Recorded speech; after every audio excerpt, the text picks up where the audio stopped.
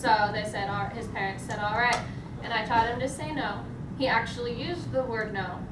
And then I saw he stopped saying no. And I saw one of his therapists make him do something he had said no. And it wasn't like, get up, you're laying in a parking lot and you're gonna get run over by a car. It was like, she handed him touching red or something. It was a non-necessary thing to do. It was compliance for the sake of compliance. And my young friend was still standing there when I yelled at her that she needed to apologize and she needed to never do that again. How dare she take his autonomy from him for something so completely unnecessary as touching red. Yeah. She quit and he started saying no again, and my name was his second word. So, and I have a lot of names, so that was actually very cool. But so one of the things we can do, besides, now I'm out of order because I was actually getting to that. Hold on. So I'm going to come back to that a bit. I hate awareness. I hate it. It doesn't actually help a lot of the time. So I'm going to say we should raise consciousness. There are a lot of very scary statistics that people don't want to hear about how many of us are abused, how many people are hurt, both in their homes and in institutional settings. People need to hear that. They need to be upset. We need them to be outraged on our behalf, on the behalf of our loved ones. This is a thing that needs to happen. They don't have to like it. Once you know, you can't unknow. So we need to raise consciousness, and we need to raise outrage. I'm cool with outrage. This is a thing that's outrageous. There are people we need to put pressure on. The apparent professional access of services and help is not really in the business of keeping us safe. They're in the business of doing what they want. Everything is so centered on parents and families. We're not even the protagonists of our own stories. It's all about what they want, and we need to change that. We need to center our perspectives. We need to center the perspectives of disabled people when we're talking about disability issues. We need to put pressure on childhood protective services. I'm going to tell you a story, and I might cry. This is the reason I quit teaching special ed. I taught in a behavior disorder classroom. I hate the term behavior disorder, but that is what they were classified as, educationally speaking. As a mandated reporter, as you are if you're a teacher. So this kid, 7 years old, comes to me and tells me all about what his brother is doing to him. His brother is sexually abusing him. He's 7 years old, and the kid is giving me details. Like, he could not have made that up. There's beeping.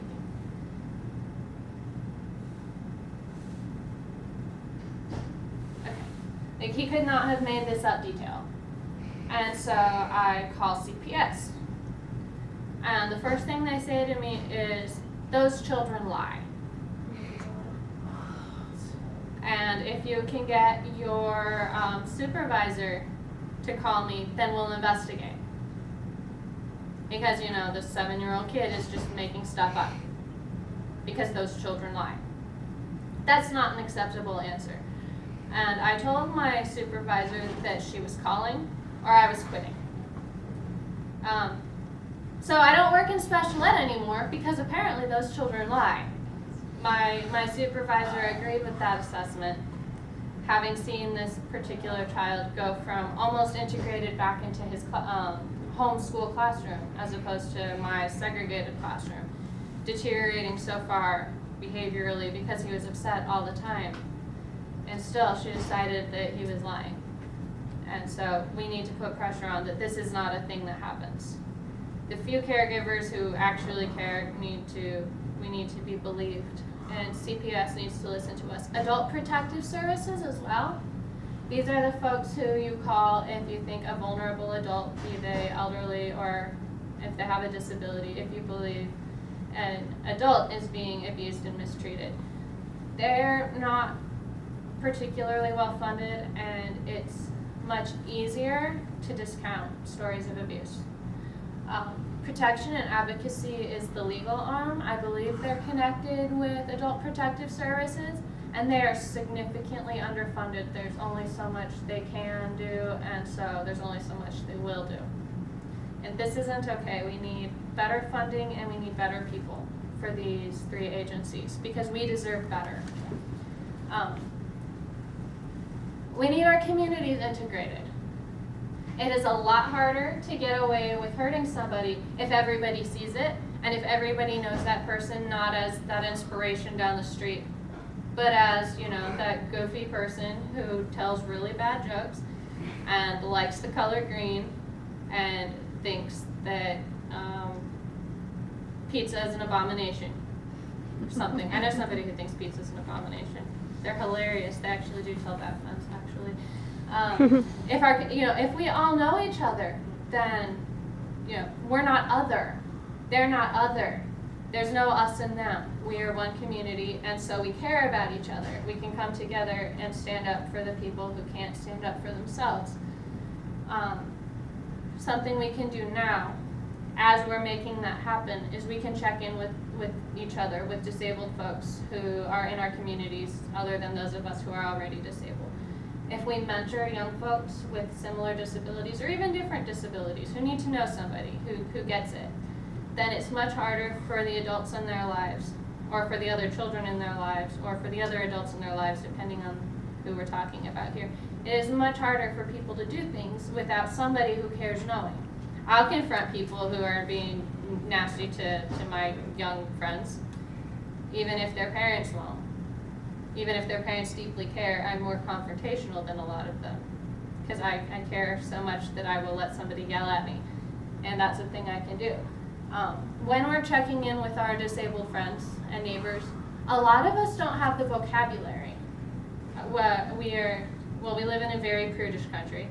So if sex ed and your parents who are squeamish are the only people teaching us, it's a lot harder to report certain kinds of abuse if you don't know the names for all the things.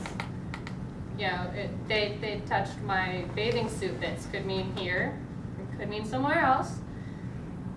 People who use AAC, frequently those words are not programmed into their AAC device because people don't want them saying them because it's inappropriate.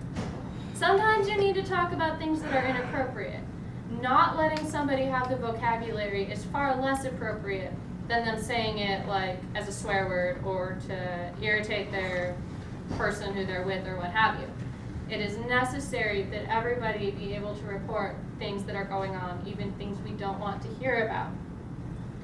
And something I do I mostly work with kids, something I do with them is if something makes them uncomfortable, I want them to tell me. So I can say, well, that's crummy, but it's technically okay, or wow, that is so not okay at all, I'm going to tell somebody who can do something about it. We are frequently, a couple things, we think we deserve what happens to us, because we're trained that way. And also, frequently, we don't trust our experiences, what is okay and what's not okay, because we're not taught explicitly, this is abusive, this just sucks. And so that's a thing that people, we can help with. We can reality check. And sometimes I can tell something is terrible and abusive and wrong when it happens to somebody else, but not when it happens to me. So that's something we can do within our communities is reality check for each other.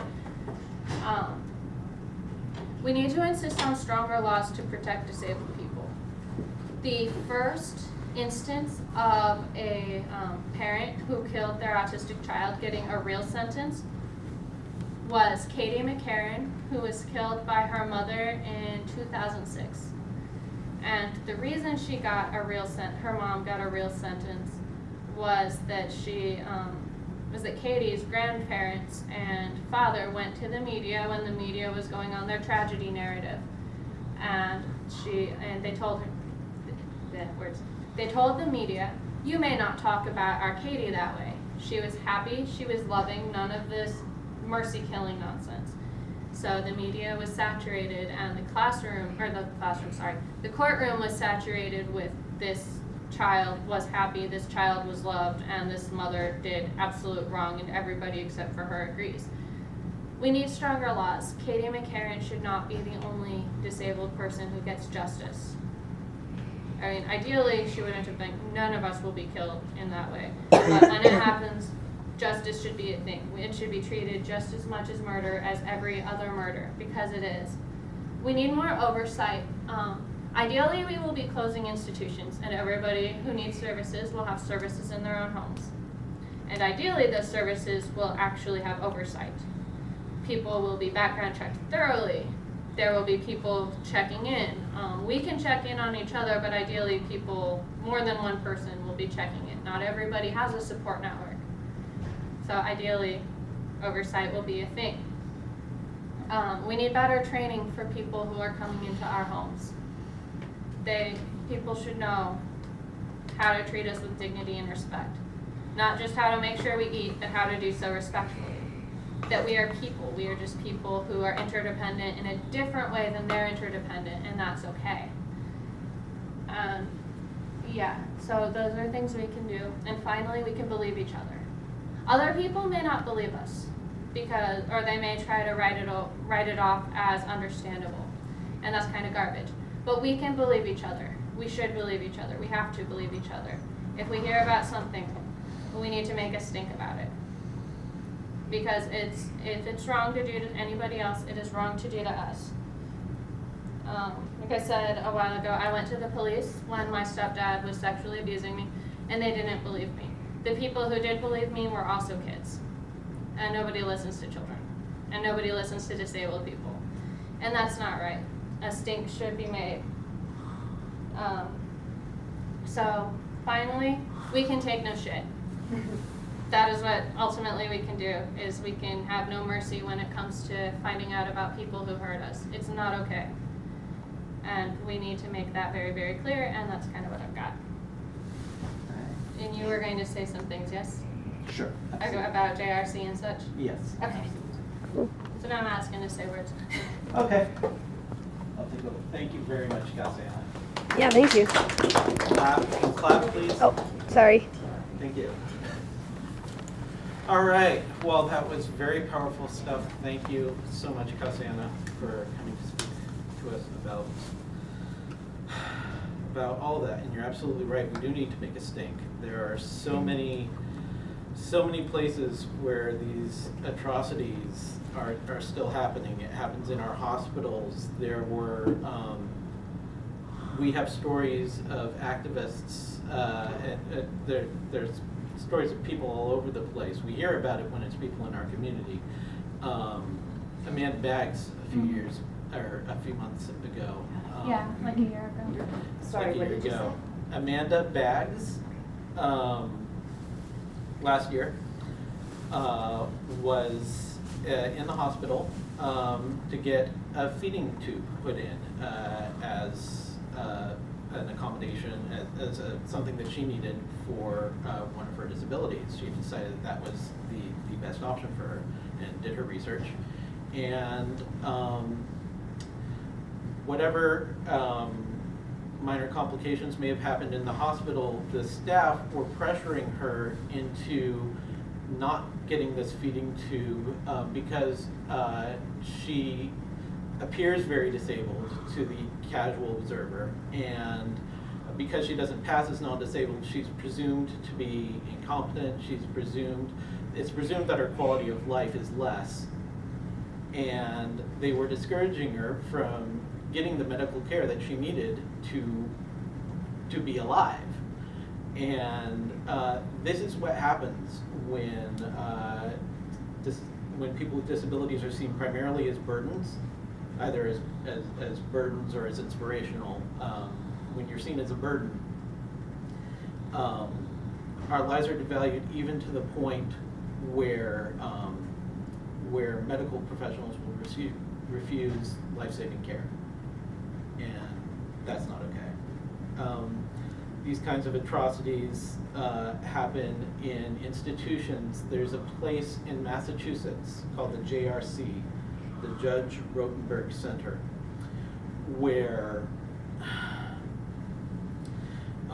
they treat kids who are diagnosed with behavioral issues. Trigger warning, very much. They have very abusive practices. They treat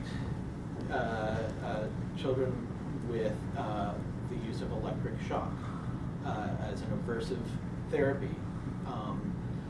they have these devices that are basically strapped onto the kids like vests with these electrodes underneath them at various points.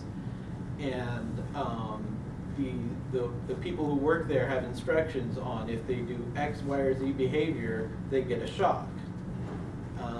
And as it happens for so many of these things, this turns into a basic way to enforce compliance. And again, trigger warning, because this is so awful. There was a kid named Andre McCullens.